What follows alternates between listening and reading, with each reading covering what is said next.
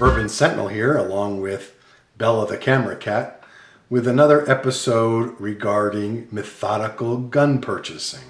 Again, we've already covered buying firearms to satisfy specific needs or buying firearms that satisfy a combination of both needs and wants, such as this Ruger P95. There are certain attributes of this gun that I considered a need and others just simply desirable.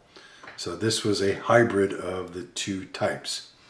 But now we're going to turn to buying a firearm or other object based simply on desire. In other words, this is about fun gun buying.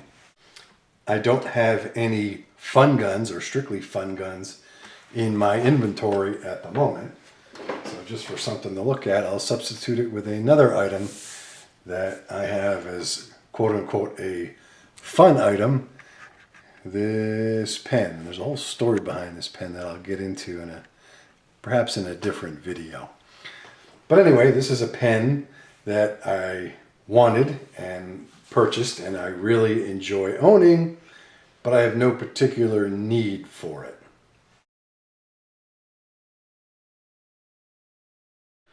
Before getting into the methodology of buying a fun gun or any other just nice to have item, I want to talk a little bit about stuff. Now, I define stuff as any material object that doesn't satisfy a need, whether an absolute need like food or medicine, or a relative need, something that makes your life demonstrably better, depending on your society. Things that are nice to have, I call stuff. So I would consider this fancy pen stuff. We here in the West, especially in the United States, have a very bizarre relationship with our stuff. We buy it, we collect it, it seems to accumulate on its own. We store it, we get so much of it, we have to store it in off-site locations, such as these storage unit places that there seems to be popping up everywhere. We pay people to get rid of our stuff, and we buy more of it.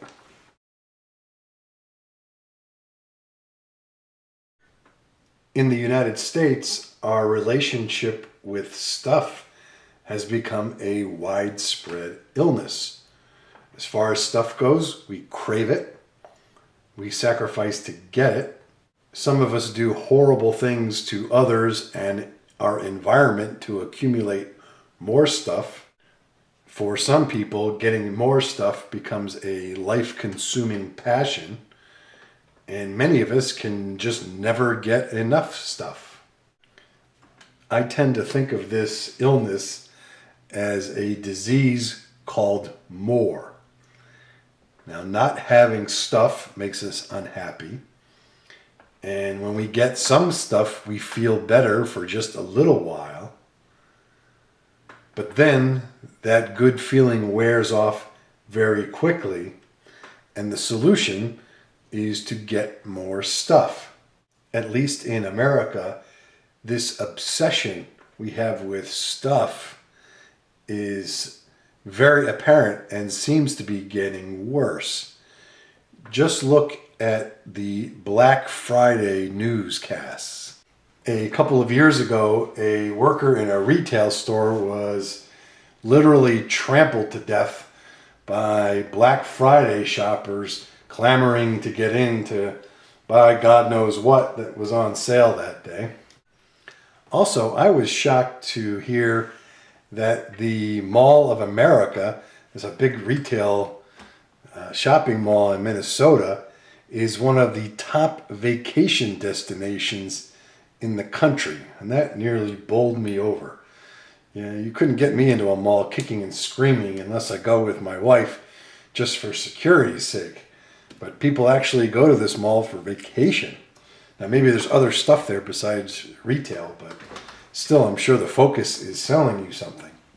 Anyway, why do we have this fascination with stuff. The worship of material goods seems to be ingrained in our culture. And I guess that's not really surprising. Companies depend on selling stuff. From the time we're at a very young age, we are bombarded by advertisements for stuff with promises that that particular stuff will make us happy. A lot of stuff we buy is of no practical value, but the economy would tank if we didn't sell crap to one another. Now, don't get me wrong. I am not in any way against having stuff. I like stuff probably just as much, if not more, as the next person.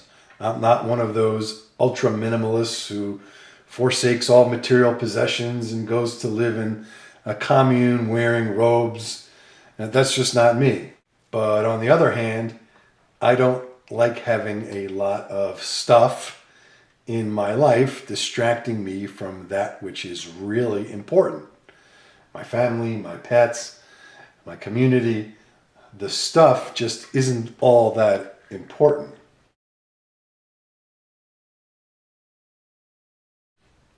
In my humble opinion, I think that we here in America should fundamentally change our attitudes towards stuff.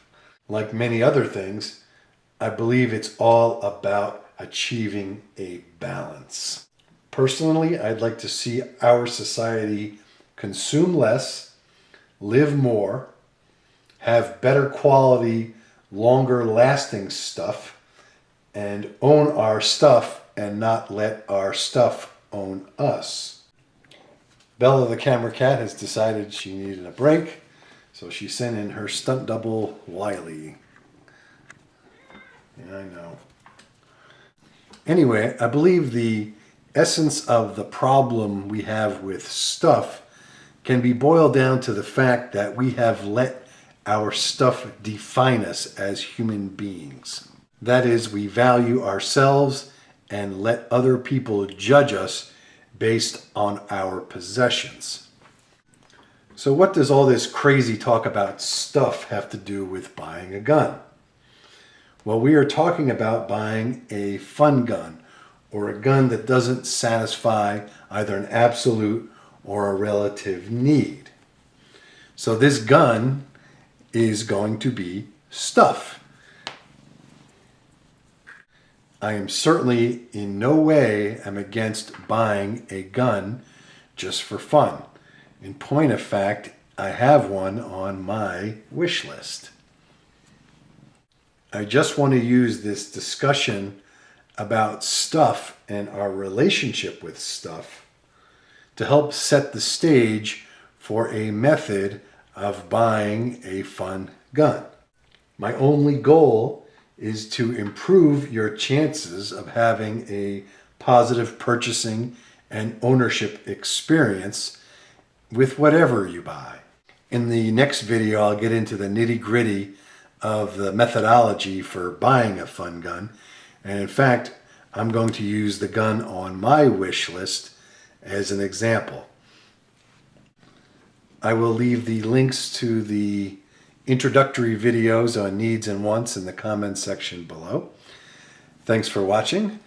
This is the Suburban Sentinel, along with Wiley the Stunt Double Cat, saying please subscribe and shoot safely, everybody. You're a good boy.